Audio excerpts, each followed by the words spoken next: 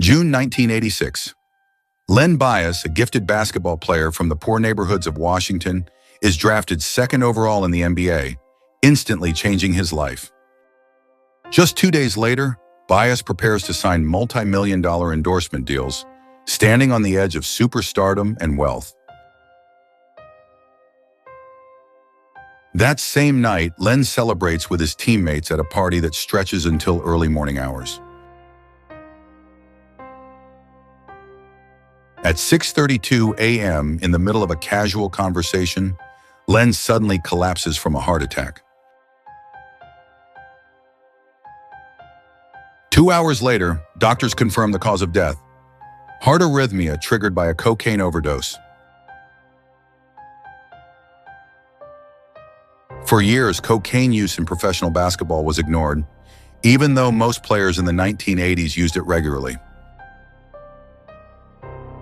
Michael Jordan later recalls walking into a hotel room and seeing cocaine lines everywhere among his teammates.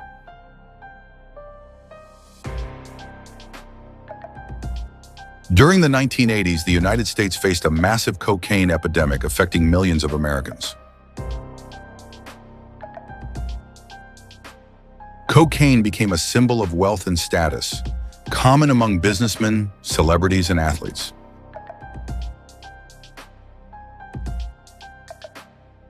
But the death of Len Bias changed everything, forcing the nation to confront the consequences of drug culture.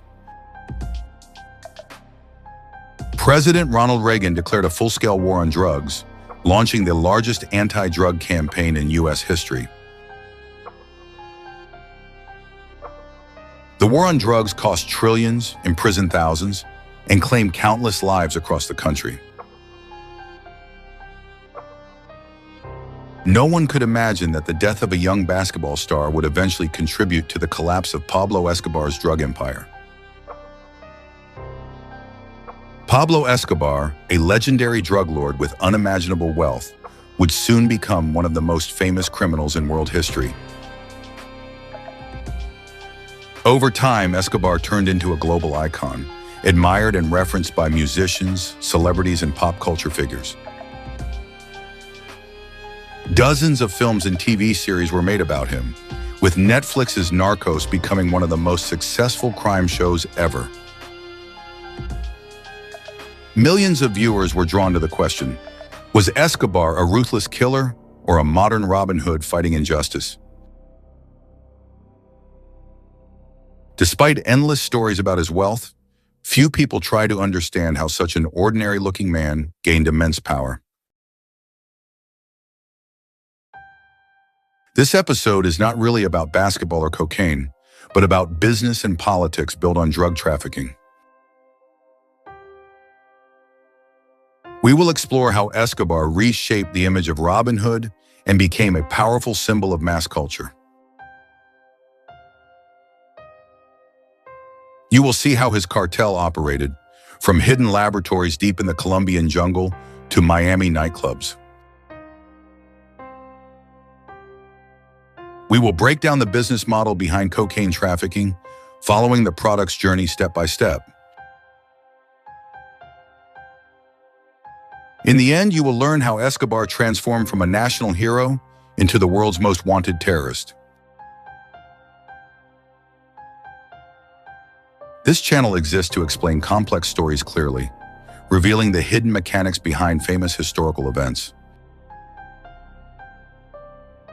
Pablo Escobar was born in 1909 in a small Colombian village near Medellin, growing up in extreme poverty from an early age. He was the seventh child in his family, and hunger was a constant part of his childhood.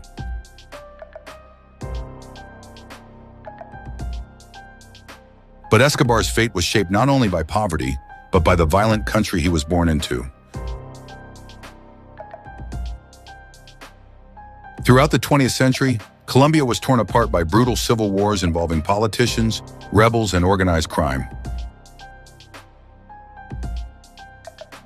These conflicts were marked by torture, executions, and extreme violence carried out by all sides.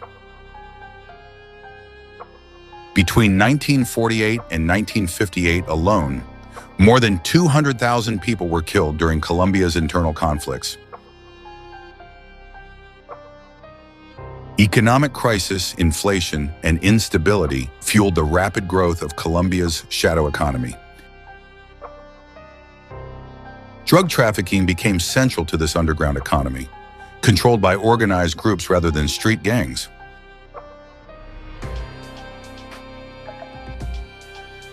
These organizations eventually became powerful enough to challenge large corporations and even the state itself.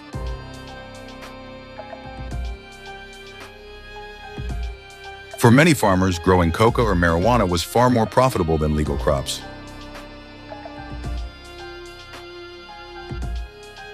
All of this developed alongside intense anti-American sentiment and growing support for left-wing ideas. This environment would ultimately allow Pablo Escobar to rise, combining crime, politics, and myth into a global legend.